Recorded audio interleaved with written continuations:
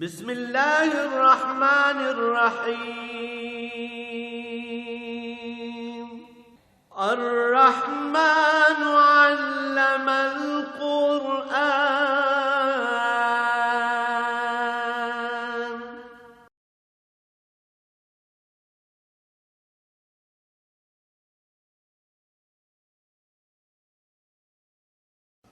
الحمد للہ رب العالمین والصلاة والسلام علی حبیبہ محمد وآلہ وصحبہ اجمعین۔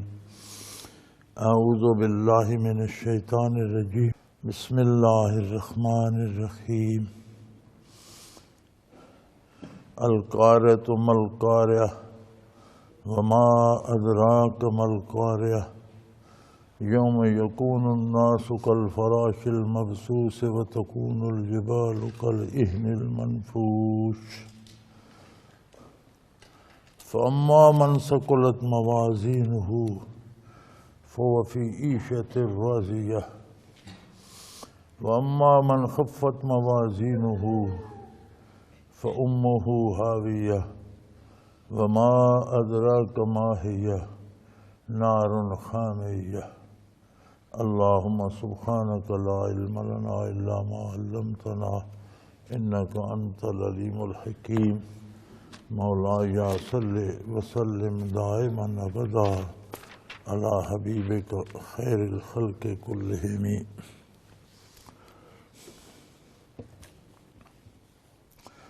سورہ قاریہ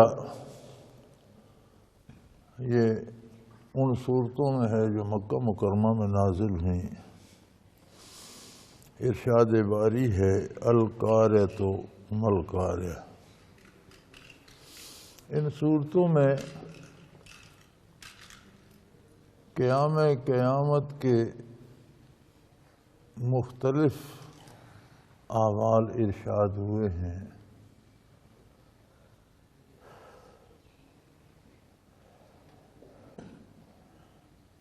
اور جب قیامت قائم ہوگی تو یہ ساری صورتیں بیک وقت واقع ہوں گی۔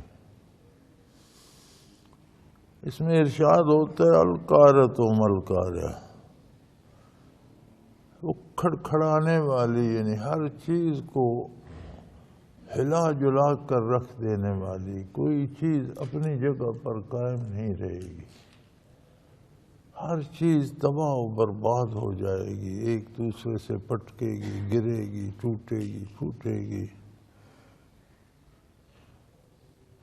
اور اے مخاطب تجھے کیا خبر وہ کتنی بڑی تباہی ہوگی، تو کیا جانتا ہے وہ کھڑکھڑانے والی کیا ہے، وہ کتنی بڑی تباہی ہوگی۔ فلاسفہ کا ایک اپنا انداز ہے سوچنے کا، اور جتنا بھی جو بھی سوچتا ہے بالآخر اسی بات کی تائید ہوتی ہے جو قرآن حکیم بلا تکلف ارشاد فرما دیتا ہے۔ فلاسفہ کہتے ہیں کہ جس طرح زمین ہے اس طرح کے بے شمار سیارے فضا میں موجود ہیں، سورج ہے، چاند ہے، ستارے جو ہمیں نظر آتے ہیں، تو جو ہمیں نظر آتے ہیں یہ بہت کم ہے، ان سے کھربوں گنا زیادہ وہ ہیں جو ہمیں نظر نہیں آتے۔ یہ سارے اس سے جو سماوی میں آسمان کے اندر جو خلا ہے اس کے اندر تیر رہے، یہ سارے متحرک ہیں، کوئی بھی اپنی جگہ پہ ساکن نہیں ہے۔ سورج، چاند، ستارے، سیارے، ہر کوئی گردش کر رہا ہے، یہی بات قرآن حکیم بھی بتاتا ہے کہ ہر ایک اپنے اپنے راستے پہ رواں دواں ہے۔ لیکن قدرت نے، فطرت نے ہر ایک کا ایک راستہ اور اوقات متعین کر دیے ہیں، لمحہ بلمحہ ہر سیارہ، ہر ستارہ اپنی حد کے اندر رہتا ہے۔ فلاسفہ کہتے ہیں ایک بڑے سے تھال میں آپ بہت سے بینگن رکھ لیں الگ الگ جگہ پر، اور اس کو اس طرح ہلاتے رہیں، وہ ہلتا رہے، وہ ہلتے رہیں گے آہستہ آہستہ، لیکن ایک وقت آئے گا کہ وہ آپس میں ٹکرائیں گے۔ کب تک آپ ایک انداز سے ہلاتے رہیں، کسی مشین پہ رکھ دیں جو اسے آہستہ آہستہ ہلاتی رہے، ایک دن، 2 دن، ہفتہ، 10 دن، آخر وہ سارے ٹکرا جائیں۔ تو فلاسفہ کہتے ہیں کہ یہ جو ستارے سیارے جب سماوی میں ہیں اور یہ حرکت کر رہے ہیں، ایک وقت آئے گا کہ یہ سب ٹکرا جائے، اور جب یہ ٹکرائیں گے تو کچھ باقی نہیں بچے گا، پھر ہر چیز تباہ ہو جائے۔ قرآن کریم کہتا ہے کہ یہ قیامت ہوگی، اللہ کریم اسے قائم کریں گے، اور یہ اس کے نظام کا حصہ ہے۔ جب تک وہ چاہتا ہے ہر ستارہ، ہر سیارہ اپنی حد کے اندر چل رہا ہے، جب اس کا حکم ہوگا تو یہ ٹکرائیں گے۔ اور جب اندازہ کیجئے، ذرا تھوڑا سا غور فرمائیے کہ یہ سیارے اور ستارے جب ٹکرائیں گے تو کتنی بڑی آواز پیدا ہوگی، کتنے بڑے دھماکے ہوں گے۔ ایک دھماکہ تو نہیں ہوگا، یہ جو کھربوں کی تعداد میں جو ٹکراتے جائیں گے، دھماکے ہوں گے، کتنے زلزلے آئیں گے، کس قدر ہلچل ہوگی، کوئی چیز باقی نہیں بچے گی۔ اس منظر کی منظر کشی یہاں کی جا رہی ہے، القاریہ، وہ جو ہر چیز کو کھڑکا دے گی، کھڑکھڑانے والی۔ اے مخاطب، تو نہیں جان سکتا وہ کھڑکھڑانے والی کیا ہوگی، تو اندازہ ہی نہیں کر سکتا۔ تو سوچتا بھی رہے تو سمجھ نہیں سکتا، اتنا بڑا وہ کھڑاک ہوگا، اتنے بڑے دھماکے ہوں گے، اتنے بڑے زلزلے آئیں گے، اتنی بڑی وہ چیزیں۔ تو قرآن جو بتا رہا ہے وہ تو حق ہے۔ میں فلاسفہ کی بات اس لیے کر رہا ہوں کہ انسانی سوچ بھی بالآخر اسی حد پہ پہنچتی ہے جو قرآن بے تکلف بتا دیتا ہے۔ وما ادراک ما القاریہ، تجھے کیسے پتہ چل سکتا ہے، تجھے کیا خبر وہ دھماکے کیا ہوں گے، وہ کھڑکھڑانے والی چیز کیا ہوگی؟ چونکہ سننے، دیکھنے اور برتنے میں بڑا فرق ہے۔ ایک آدمی ایک واقعہ سنتا ہے، بے شک وہ اس کی کیفیت، اس کے حالات پر غور کرتا ہے، لیکن جو اس میں موجود ہوتا ہے، جو آنکھوں دیکھتا ہے، اس کا حال اور ہے، جس پر بیتتا ہے اس کا حال اور ہے۔ جس کو خبر پہنچی اس کی کیفیت اور ہے، جس نے خود ہوتے ہوئے دیکھا اس کی کیفیت اور ہے، اور جو اس میں موجود تھا، جس پر وہ بیتا، اس کا حال اور ہے۔ تو فرمایا تجھے کیسے خبر ہو سکتی ہے کہ وہ کیا ہوگا؟ اس دن یہ ہوگا، یوم یکون الناس کالفراش المبثوث،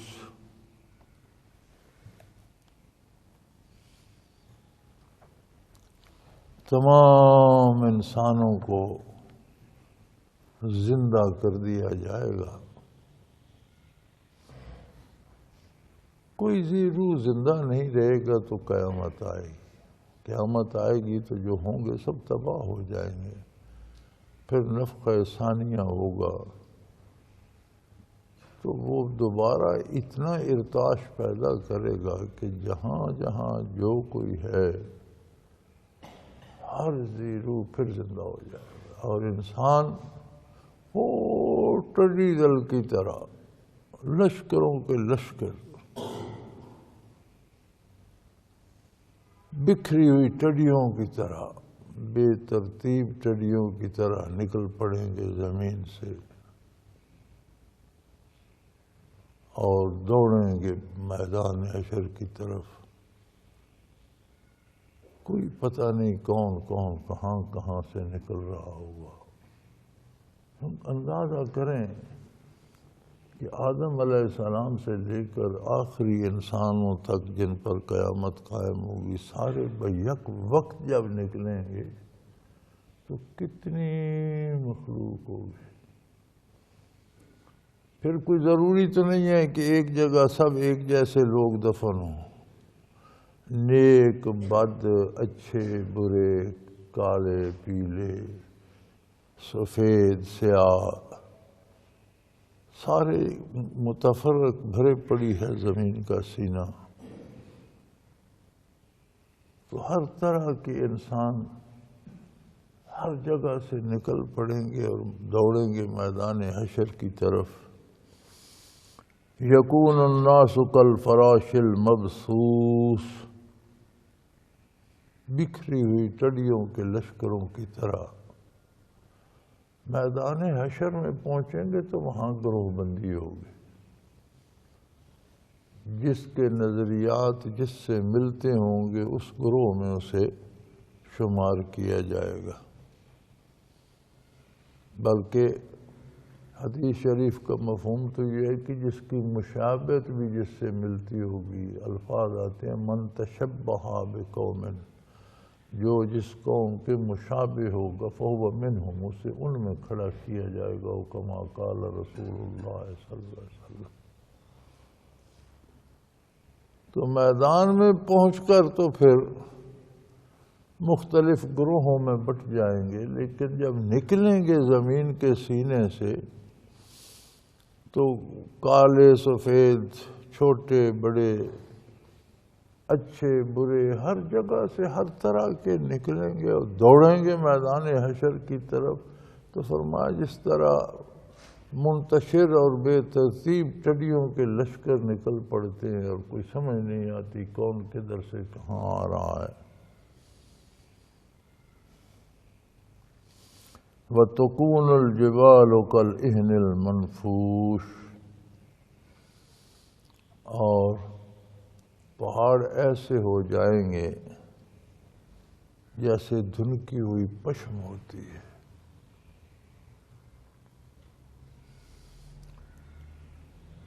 اب تو مشینی دور آ گیا ہے، تو ہمارے لڑکپن تک جو عید ہم نے دیکھا اس میں یہ اون اور پشم جو ہے یہ بھی دھنکی جاتی تھی. تو روئی بھی دھنکی جائے تو ذرا ذرا سے ریزے اور بالوں میں بٹ جاتی ہے، لیکن پشم تو ہوتے ہی بال ہے نا. تو جب اسے دھنکے جاتا ہے تو ایک ایک بال الگ ہو کر پھیلتا ہے اور پھر زمین پر گر کر جمع ہوتا رہتا ہے.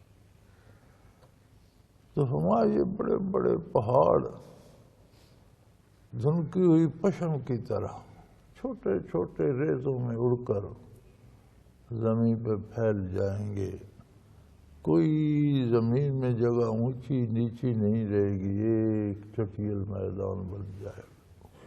یوم تبدل الارض غیر الارض، زمین کو دوسری زمین سے بدل دیا جائے گا. اس طرح کی نہیں رہے گی، دوسری طرح کی ہو جائے گی.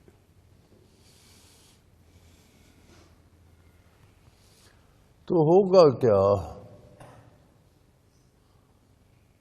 اتنا بڑا زلزلہ، اتنی بڑی کھڑکھڑاہٹ، اتنا بڑا ٹکراؤ، اتنا بڑا حادثہ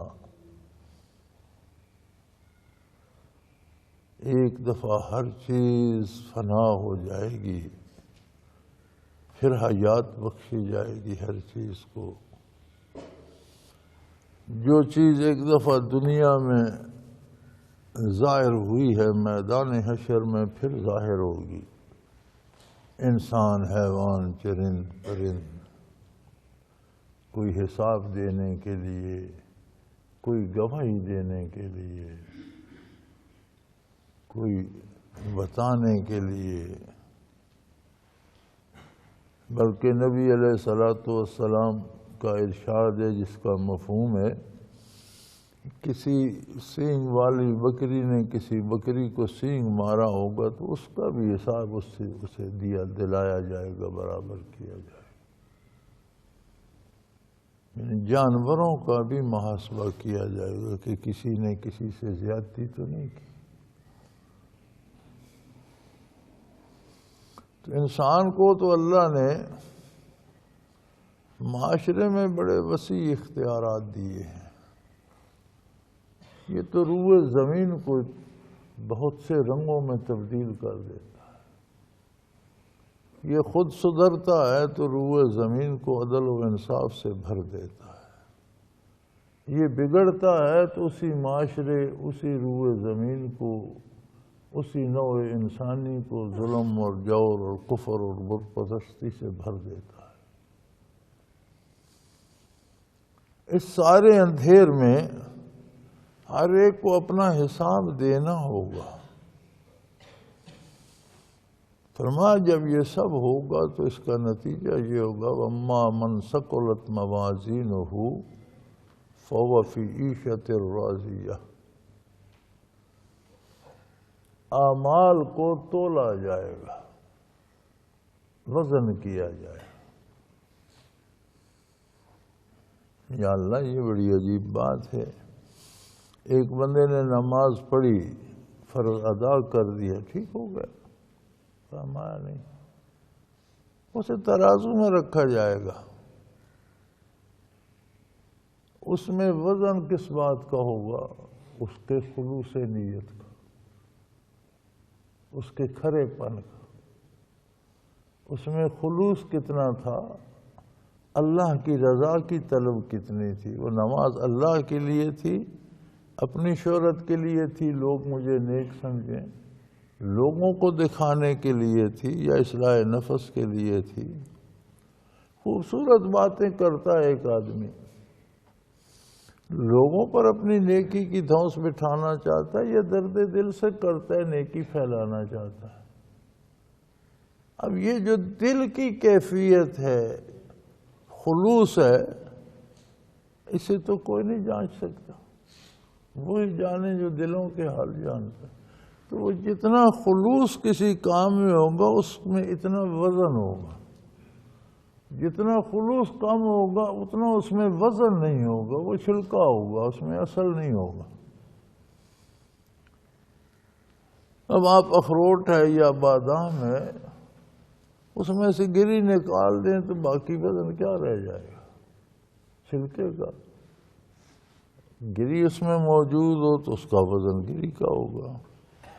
تو وہ خلوص اور للہیت ہوگی عمل میں تو اس کا وزن ٹھیک ہوگا، نہیں ہوگی تو وزن بھی نہیں ہوگا. تو فرمایا وَأَمَّا مَنْ ثَقُلَتْ مَوَازِينُهُ، اعمال کا وزن کیا جائے گا.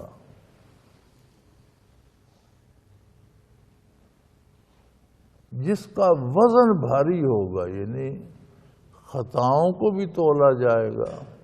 خطاؤں میں بھی ایک وزن ہوتا ہے. حادثاتی طور پر خطا ہو گئی، جانتا نہیں تھا کہ یہ جرم ہے اور کر بیٹھا، پتہ چلا توبہ کی، رویا دھویا، اسے چھوڑ دیا.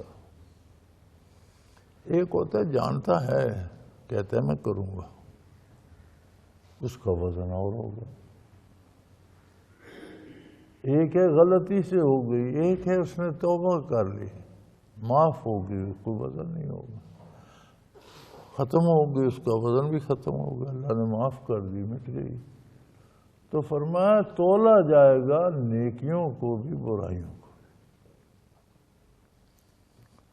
جس کا وزن نیکیوں کا بھاری ہو گیا فی عیشۃ راضیہ، وہ اپنی پسند کی عیش میں ہوگا. پھر اس کی مرضی، وہ کیا چاہتا ہے اس کے مطابق اسے نعمتیں دے دی جائیں گی، جو چاہے گا پائے گا. اسی کو کسی بزرگ نے بڑا آسان کر دیا تھا یہ فرما کر کہ اس دنیا میں اس طرح جیو جس طرح اللہ چاہتا ہے. اس دنیا میں وہ تمہیں اس طرح رکھے گا جیسے تم چاہتے. اسی آیت کے اس جملے کو اس نے بڑا آسان کر دیا کہ اس دنیا میں تم اس طرح جیو جس طرح اللہ چاہتے ہیں. اس دنیا میں وہ تمہاری زندگی ایسی کر دے گا جیسی تم چاہو. تو فرمایا فَهُوَ فِي عِيشَةٍ رَاضِيَةٍ، وہ اپنی پسند کی عیش میں ہوں گے، موج میں ہوں گے، جو چاہیں گے وہ پائیں گے۔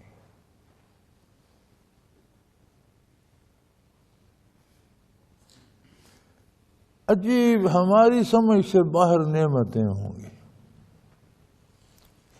میں ایک دن مطالعہ کر رہا تھا اہل جنت کے مختلف حالات کا، تو صرف ان کی جو رہائش کی منازل ہیں، پہلی دوسری تیسری منزل پر چڑھنے کی سیڑھیاں ہیں، وہ بھی عجیب ہیں۔ عام درجے کا جو جنتی ہے کوئی سیڑھی نظر نہیں آتی، اوپر جانا چاہتا ہے، پاؤں اٹھاتا ہے تو سامنے سیڑھی آ جاتی ہے، اس پہ کھڑا ہوتا ہے، آگے دوسری بن جاتی ہے، آگے تیسری پچھلی ختم ہوتی جاتی، اوپر پہنچ جاتا ہے کوئی سیڑھی نہیں، اترنا چاہتا ہے تو سامنے سیڑھی ایک سٹیپ بن جاتا ہے، اس پہ اترتے آگے دوسرا آ جاتا ہے، تیسرا آ جاتا ہے، پیچھے ختم ہوتا جاتا ہے۔ حیرت ہوتی ہے، اس سے اعلیٰ درجے کا ہے تو قدم اٹھاتا ہے، سٹیپ بن جائے، وہ سٹیپ اسے اٹھا کر اوپر پہنچا دیتا ہے، پھر قدم نہیں اٹھانا پڑتا۔ اس سے اوپر کے درجے کا ہے، وہ دیکھتا ہے اس منزل پہ جانا ہے تو دیکھتا ہے تو وہاں کھڑا ہوتا ہے، ارادہ کرتا ہے اس منزل پہ جانا ہے تو خود کو وہاں پاتا ہے، ارادہ کرتا ہے نیچے جانا ہے تو خود کو نیچے پاتا ہے۔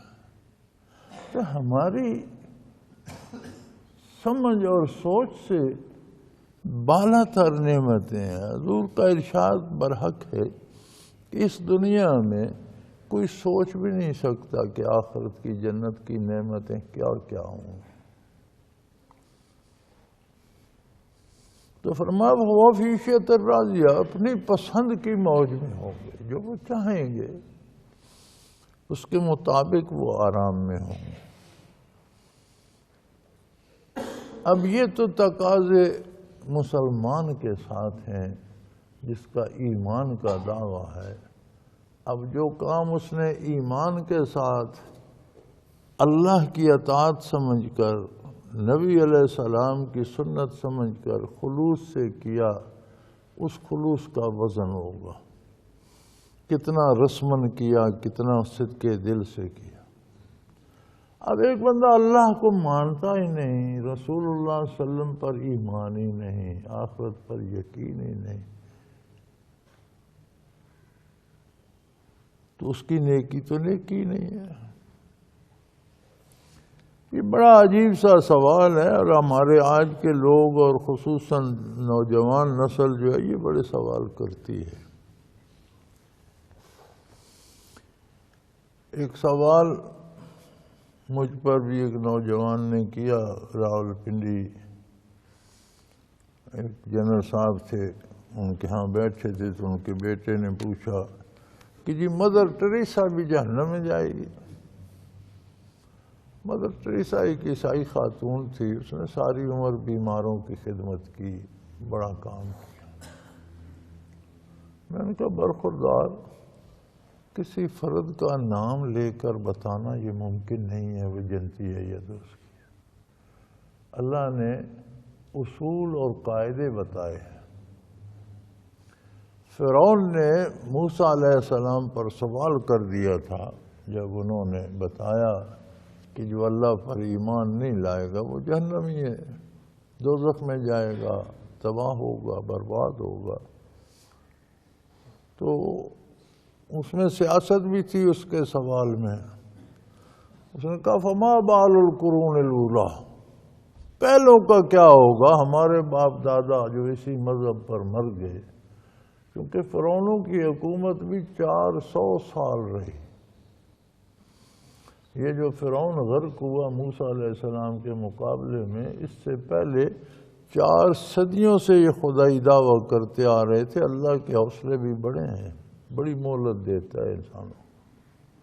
تو اس نے کہا یہ 4 صدیوں میں جو گزر گئے، جو فرعونوں کو خدا مانتے، ان کا کیا؟ تو اس میں سیاست بھی تھی، اسے پتا تھا کہ موسیٰ کہیں گے وہ دوزخی ہیں، تو یہ سارے بڑک اٹھیں گے کہ ہمارے باپ دادا کو دوزخی بتاتا ہے۔ اس نے کہا فما بال القرون الاولیٰ، پہلوں کا کیا ہوگا؟ انہوں نے فرمایا علمھا عند ربی، موسیٰ علیہ السلام نے فرمایا ان کا معاملہ میرے پروردگار کے پاس ہے، وہ جانتا ہے، وہ جانے اور وہ جانے، میری بات تمہارے ساتھ ہے، میں تمہیں بتا رہا ہوں، تم میں سے جو نہیں مانیں گے وہ جہنم جائے گا، سیدھی سی بات۔ وہ کہاں گئے وہ جانے اور اللہ جانے۔ میں نے کہا بھئی الف بے جیم نام لے کر نہیں کہا جا سکتا، وہ بندہ جانے اور رب جانے، ایک اصول ہے جو اللہ پر، اللہ کے نبی پر، اللہ کی کتاب پر، آخرت پر ایمان نہیں لاتا وہ جہنمی۔ اب اس اصول میں کون کون آتا ہے، کون نہیں آتا؟ کافر بھی نیک کام کرتے ہیں، اچھے کام کرتے ہیں، قرآن کہتا ہے ان کی نیکیوں کا بدلہ انہیں دنیا میں دے دیا جاتا ہے، ضائع نہیں کیا جاتا۔ اللہ کو نہیں مانتے، آخرت کو نہیں مانتے تو نیکی کس لیے کرتے ہیں؟ آخرت پر تو یقین نہیں ہے، ظاہر ہے آخرت کے لیے نہیں کرتے تو پھر کسی دنیائی فائدے کے لیے کرتے ہوں گے، شہرت کے لیے کرتے ہوں گے، دولت کے لیے کرتے ہوں گے، تو وہ شہرت یا دولت یا جو ان کا مقصد ہے انہیں دے دیا جاتا ہے دنیا میں۔ اس کی مثال ایسی ہے جیسے آپ دکان پر جاتے ہیں، 100 روپیہ دیتے ہیں، دکاندار کو کہتے ہیں مجھے 100 روپے کی چینی دے دو، وہ 100 روپے کی چینی دے، پھر آپ کہتے ہیں دکان میں تو وہ چیز بھی ہے، وہ بھی ہے، وہ بھی ہے، وہ مجھے کیوں نہیں؟ بھئی آپ نے چینی کے لیے پیمنٹ کی، آپ کو چینی مل گئی، یا باقی ساری چیزیں تو 100 روپے میں نہیں ملے۔ یہ حساب عند اللہ بھی ہے۔ آپ نے شہرت کے لیے نیکی کی، آپ کو شہرت مل گئی، آپ نے دولت کے لیے نیکی کی، آپ کو دولت مل گئی، آپ نے اپنی پارسائی کا پرچار کرنے کے لیے نیکی کی، لوگوں نے آپ کو کہہ دیا پارسا، پھر اور کیا چاہتے ہو؟ آخرت کو پھر کیا ملے گا؟ آپ نے اللہ پر ایمان لا کر نبی کے حکم کے مطابق آخرت کے لیے نیکی کی، پھر آپ مطالبہ کر سکتے ہیں کہ میں نے تو اس کے لیے کام کیا تھا۔ اس کی جانچ ہوگی کہ کتنے خلوص سے کتنا نبی کے حکم کے مطابق کیا تھا۔ اگر اس میں وزن ہوگا، جان ہوگی، فرمایا موج کریں گے۔ اما من خفت جن کے نیک اعمال میں کوئی وزن ہی نہیں ہوگا، میں چھلکے ہوں گے، جن کا بدلہ وہ دنیا میں لے چکے۔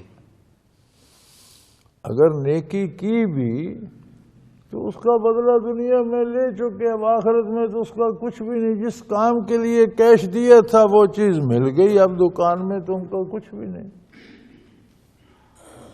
فَأُمُّهُ ہاویہ، اس کا انجام ہاویہ ہوگا۔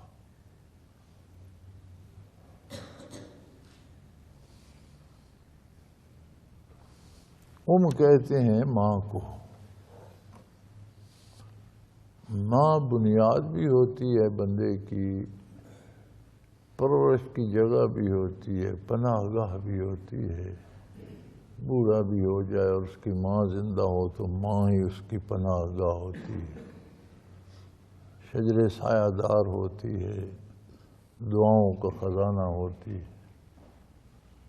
فرمایا اس کی ماں حاویہ ہوگی، یعنی اس کا ٹھکانہ، اس کی جائے پناہ، اس کا سارا کچھ کیا درا حاویہ ہوگا۔ حاویہ دوزخ کا ایک حصہ ہے۔ وما ادراک ما حاویہ، مخاطب تجھے کیا خبر حاویہ کیا ہے؟ نار خامیہ، حاویہ کی ہر شے دہکتی ہوئی آگ ہے۔ جوتا، کپڑا، کھانا، پانی، بستر، چارپائی، مکان، کمرہ، کوئی کسی چیز کا نام لو حاویہ میں، ہر چیز انتہائی دہکتی ہوئی تیز آگ سے بنی ہے۔ جدھر نظر کرو، جس چیز کو ہاتھ لگاؤ، جس چیز، ہر طرف آگ ہے۔ کھانا بھی آگ ہے، پینا بھی آگ ہے، لباس بھی آگ ہے، بستر بھی آگ ہے، مکان بھی آگ ہے، چارپائی بھی آگ ہے۔ ما ادراک ما حاویہ، اے مخاطب تجھے کیا خبر حاویہ کیا ہے؟ نار خامیہ، ہر چیز دہکتی ہوئی آگ ہے، انتہائی بھڑکتی ہوئی آگ ہے ہر چیز۔ جوتا، کپڑا، ٹوپی، لباس، پگڑی، شلوار، قمیض، بنیان، جدھر جاتا ہے کپڑا پہنتا ہے، کھانا کھاتا ہے، پانی پیتا ہے، ہر چیز دہکتی ہوئی آگ۔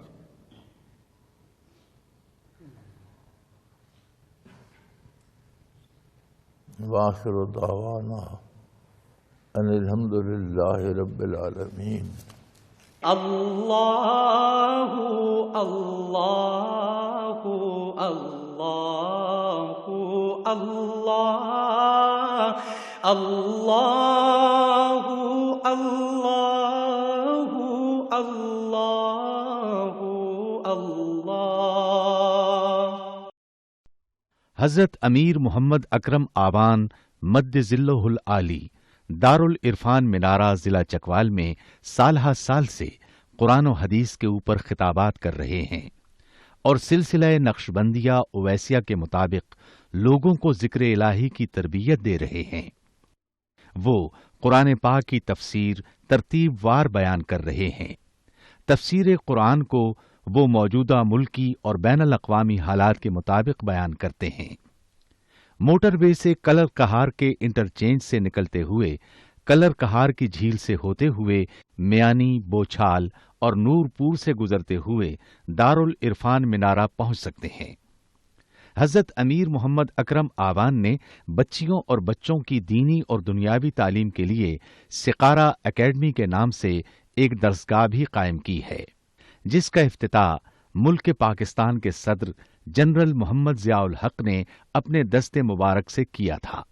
وہ تمام احباب جو اسلام کی طلب رکھتے ہیں ان سے گزارش ہے کہ دارالعرفان منارہ ضلع چکوال میں امیر محمد اکرم آوان صاحب کے خطابات سے مستفید ہوں۔ وہ ہر جمعے کو نماز سے پہلے بیان فرماتے ہیں۔ ہر ماہ کی پہلی اتوار کو ماہانہ اجتماع ہوتا ہے جس میں آپ خصوصی خطاب فرماتے ہیں اور پاکستان کے چاروں صوبوں سے احباب اس اجتماع میں شرکت کرتے ہیں۔ اس کے علاوہ یہاں سال میں 2 مرکزی اجتماعات بھی ہوتے ہیں، ایک رمضان المبارک میں اعتکاف کا اجتماع اور دوسرا جولائی اور اگست میں 40 دن کا اجتماع ہوتا ہے جس میں روحانی تربیت کی جاتی ہے۔ اپنا خون سیماب دے کر اتنا ہم کر جائیں گے، نام آقا کا چمن میں پھر رقم کر جائیں گے۔